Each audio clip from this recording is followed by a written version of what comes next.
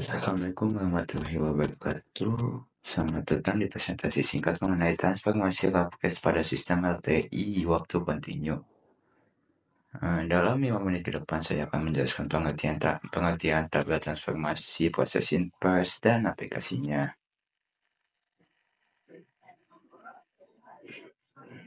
Pertama, apa itu transformasi Laplace? Transformasi Laplace adalah alat matematis yang digunakan untuk menganalisis sistem linear waktu kontinu.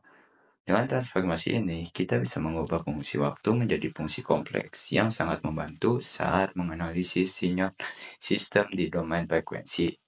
Secara matematis, transformasi Laplace dirumuskan sebagai berikut, yaitu Fs sama dengan 0 integral dari 0 sampai θ hingga Ft E pangkat min St dt.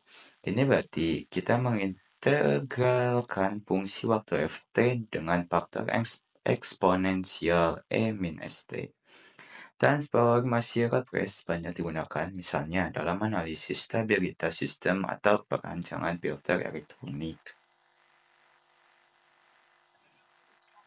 Selanjutnya, mari kita lihat tabel transformasi Laplace. Tabel ini membantu kita memahami hubungan antara fungsi waktu Ft dan transformasi Fs.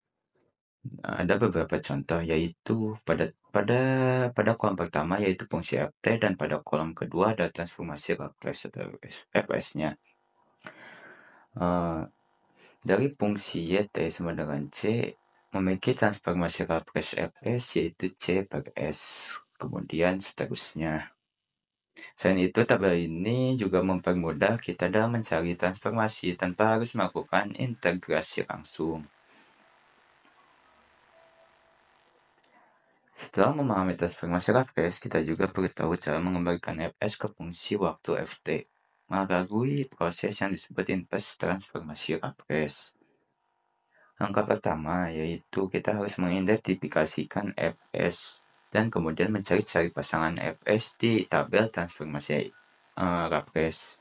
Contohnya, jika Fs sama dengan 1 per S pangkat 2, maka Ft-nya yaitu sama dengan T. Proses ini sangat berguna untuk mengetahui bagaimana sistem bereaksi di domain waktu berdasarkan analisis domain frekuensi. Berikutnya, kita akan membahas tentang kaitan transformasi Laplace dengan stabilitas sistem. Dalam transformasi Laplace, kita mengenal istilah daerah konvergensi atau disebut dengan ROC. ROC menentukan di mana fungsi Fs yang valid. Sistem dikatakan stabil jika ROC mencakup sumber imajiner. Ini penting, terutama dalam analisis kontrol untuk memastikan sistem tidak menghasilkan respon yang stabil. Sebagai contoh aplikasinya, teknik ini banyak digunakan dalam rekayasa kontrol dan simulasi sinyal elektronik.